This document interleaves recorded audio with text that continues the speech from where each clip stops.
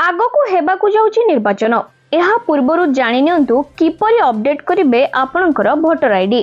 नमस्कार मुयोसी आपण देखुचंती Odia prime talk. तेबे आसंतु नजर पकेबा संपूर्ण रिपोर्टटी।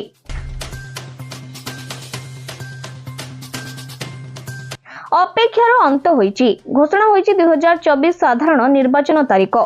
भोट ग्रहण पई तारीख घोषणा करचंती निर्वाचन कमिशन। मोट 7टी पर्याय सारा देश रे हेबो भोट ग्रहण।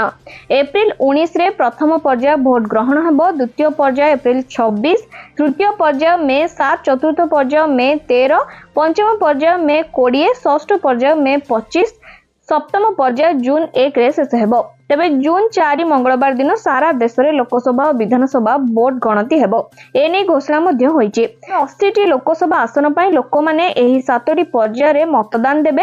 सेही परी बिहार रे मोट लोकसभा आसन संख्या 40 रहिची। ती अपडेट होईची कि नाही केमिति जानिबे आसंतु ए वीडियो माध्यम रे जानिबा।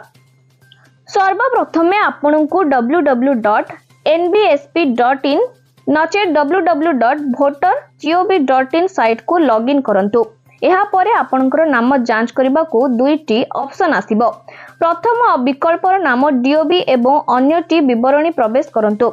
आपण माने तालिका सेठी देखि परिबे। द्वितीय रे आपण माने ईपीआईसी नंबर प्रवेश करी परिवेश मध्य करि परिबे, अर्थात लॉगिन करि परिबे। तबे ईपीआई नंबर को प्रकृत रे वोटर परिचय नंबर कहा जाय, जहा माध्यम रे आपण माने वोटिंग तालिका रे नाम जांच करि परिबे।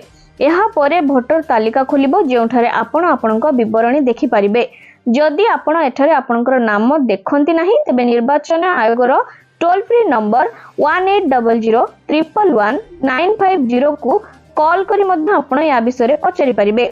जदि आपनकर वोटर आईडी कार्ड रे अन्य कोनोसी सूचना अपडेट करबा को चाहउचंती तबे आपण वोटर आईडी टैब रे संशोधन उपरे क्लिक करी आवेदन करि परिबे। जदि एतक मध्य आपण करि पारु नाहंती तबे आपनक निकटस्थ जे कोनोसी भी साइबर कैफे हो किंबा जनसेवा केंद्र रे मध्य जाय आपण निर्वाचन पूर्वरु एहा करि परिबे।